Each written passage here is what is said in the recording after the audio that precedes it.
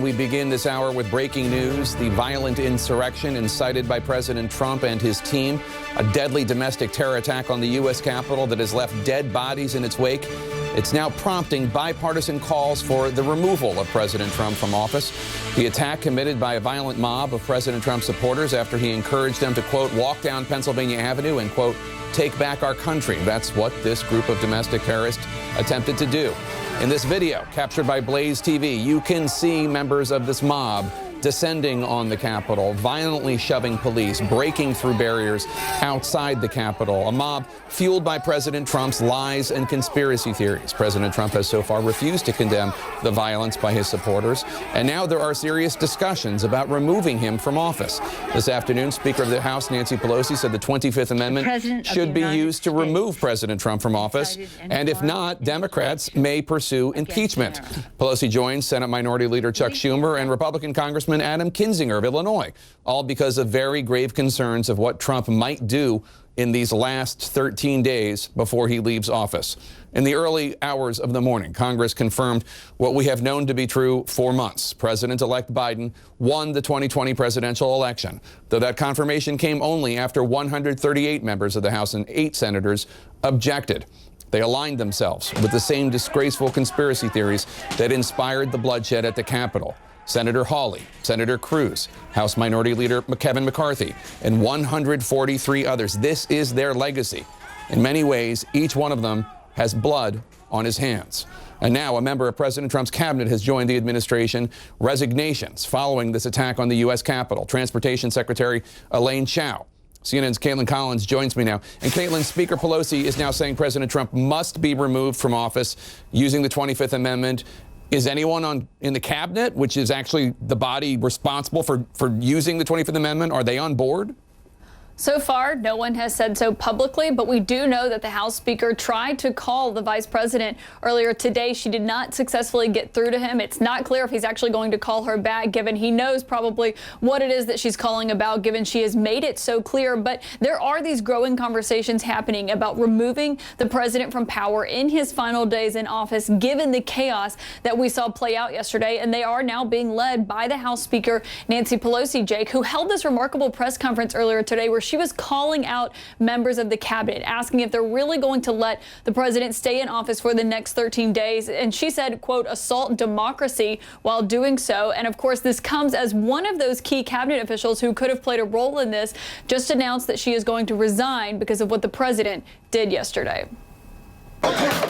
Washington is still reeling today after a mob of President Trump's supporters, incited by his lies, breached the Capitol and wreaked havoc on a sacred constitutional process.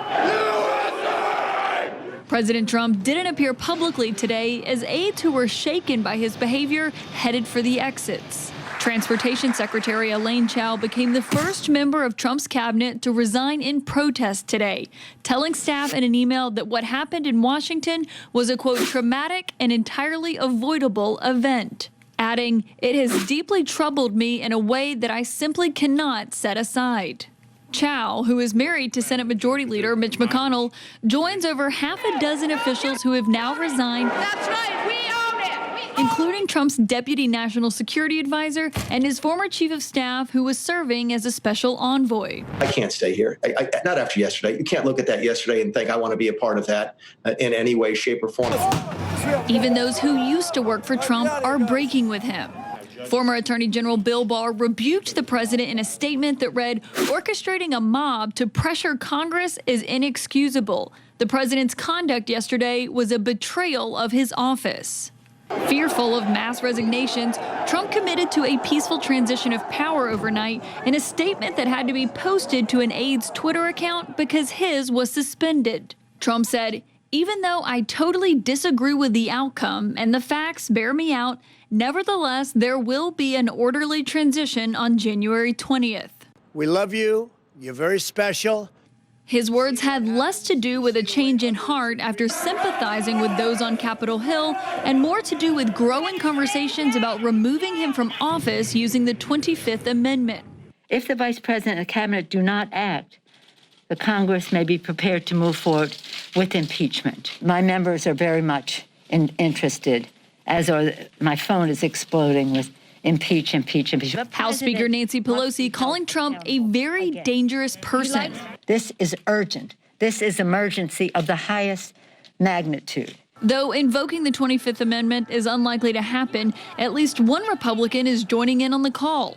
The president is unfit, and the president is unwell.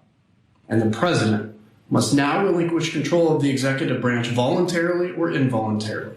Sources tell CNN that former national security officials are urging the Secretary of State, Director of National Intelligence, and the National Security Advisor not to resign so a political crisis doesn't become a national security one.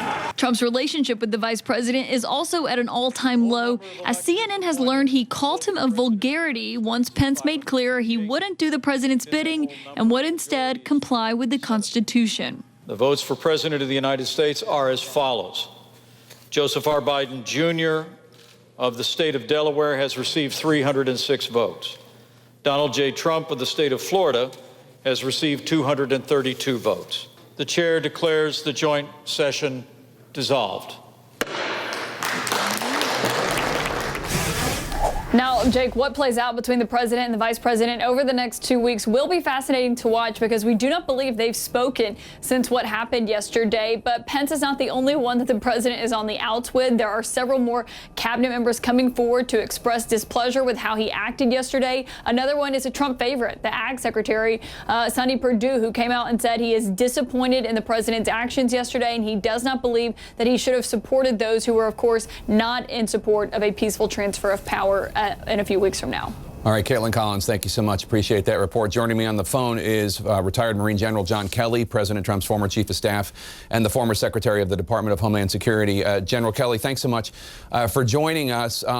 I know you've been distressed by a lot of the things you've seen since leaving the White House. What was your reaction to what you saw yesterday? Well, I was horrified. It's an unbelievable scene at the Capitol. Frankly, the president's action words didn't surprise me at all, but I was very, very surprised that those people would assault the People's House, do the damage they did, and embarrass us all.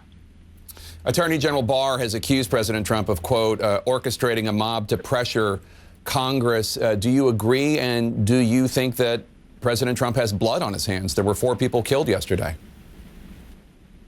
You know, the president knows who he's talking to when he tweets or when he makes statements. He knows who he's talking to, and he knows what he wants them to do.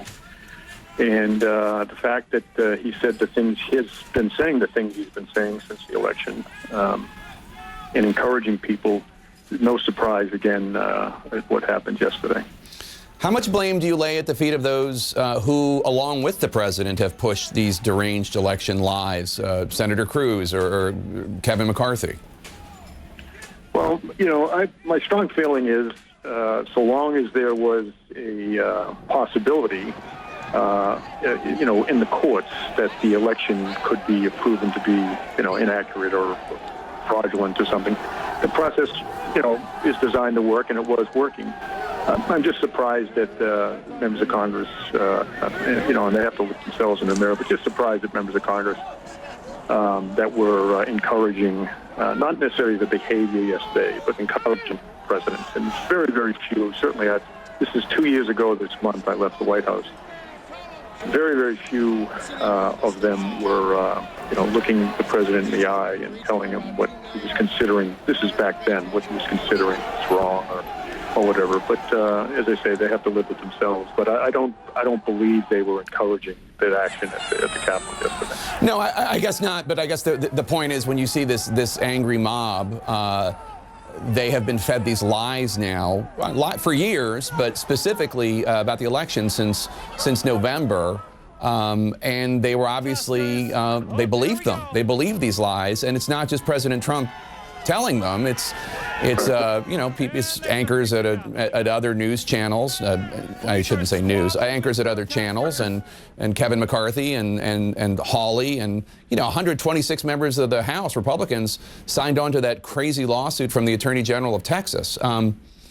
Do they bear some responsibility, I guess? Because I mean, this mob was angry because they believed these lies.